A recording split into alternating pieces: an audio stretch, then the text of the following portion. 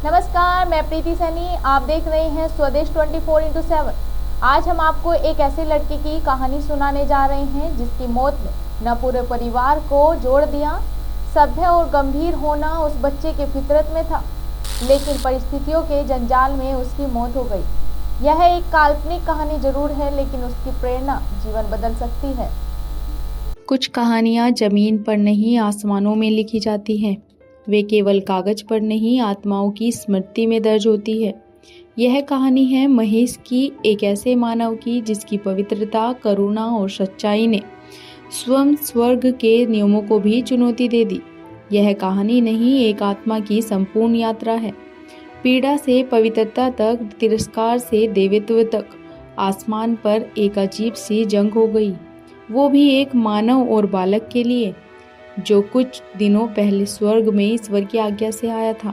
मगर 5 अप्सराओं में इतनी लड़ाई हुई कि किसी के कहने पर किसी के पैर और शरीर घायल हो गए। मामला इतना बढ़ गया कि अप्सराओं की रानी और ईश्वर के दरबार में इस विषय पर फैसला होना पड़ा। इन 5 अप्सराओं ने अपनी अपनी चाहत महेश के लिए जताई। क्यों, कैसे करती है, ये सब बताने में ईश्वर को भी महेश की जिंदगी पुनः विस्तार से सुननी पड़ी, क्योंकि यह प्रेम अब एक असामान्य रूप ले चुका था। ईश्वर ने आदेश दिया, हम महेश तुम्हारी धरती पर बीती जिंदगी जानना चाहते हैं, तभी इस समस्या का हल हो सकेगा। महेश मुस्कुराते हुए बोला, मेरी जन्म कुंडली और जीवन का लेखा जोखा तो आपके पास है प्रभु, फिर भी जो आज्ञा। अब सुनिए महेश की जुबानी, जो ईश्वर की सभा में उपस्थित महाज्ञानियों की भी आंखें नम कर गई। मैं महेश, एक बड़े परिवार की छोटी सी जिंदगी का वह हिस्सा हूँ जो हृदय में बसा है। एक माँ बाप और दूर में बड़ा भाई रमेश। दिल में चाहत तो थी, लेकिन आंखों से देखने का मौका कभी नहीं मिला। परिवार में 3 चाचा चाची, उनके बच्चे, बाबा दादी भी जीवित थे।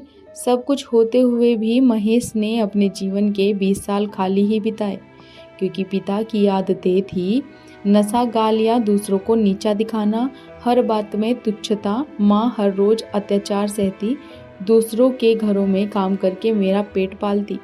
क्योंकि माँ ने अपनी पसंद से शादी की थी, उसी दिन से मायके का दरवाज़ा बंद हो गया था। माँ ने किस्मत पर कालिक पोत ली थी जब माँ गर्भवती थी। भाई 7वें महीने में पैदा हो गया।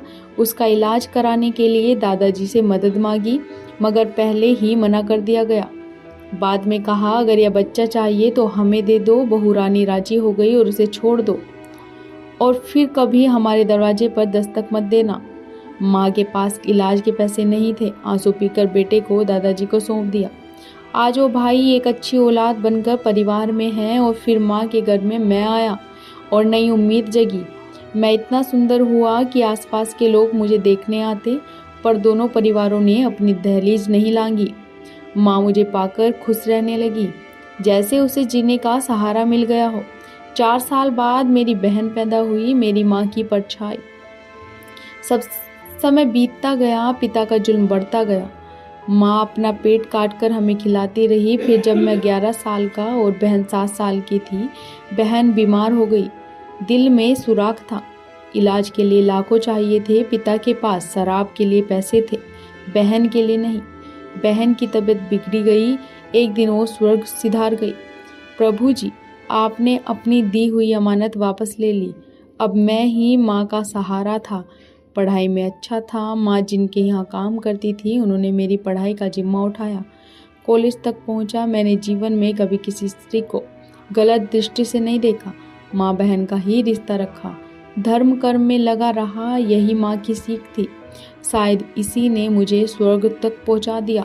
एक दिन जब मैं सड़क पर पैदल चल रहा था, एक नशे में हाईवा चालक ने मुझे कुचल दिया। जब आँख खुली, मैं अस्पताल में था। पहली बार पिता की आंखों में आंसू देखे। माँ मेरे पैरों में गिरी हुई थी। डॉक्टर बोले, पैरों में जहर फैल गया है, पैर को काटना पड़ेगा, वरना जान को खतरा है।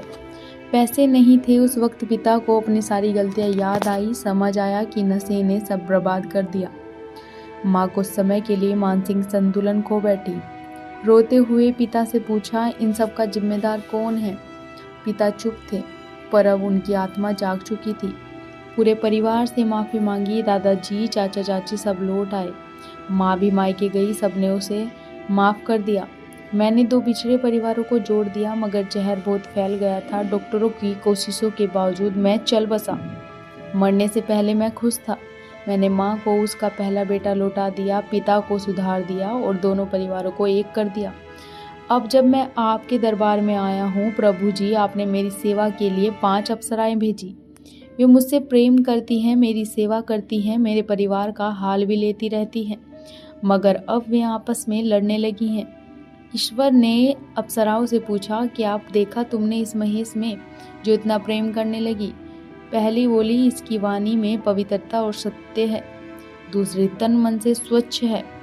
तीसरे, रिश्तों को निभाने का अद्भुत ज्ञान है। चौथी, धार्मिक भावना और श्रद्धा ने मोहित किया। पांचवी, इनकी सुंदरता और मोहिनी सूरत ने बांध दिया। ईश्वर सोच में डूब गए। एक मानव में इतने गुण, ईश्वर ने न्याय किया।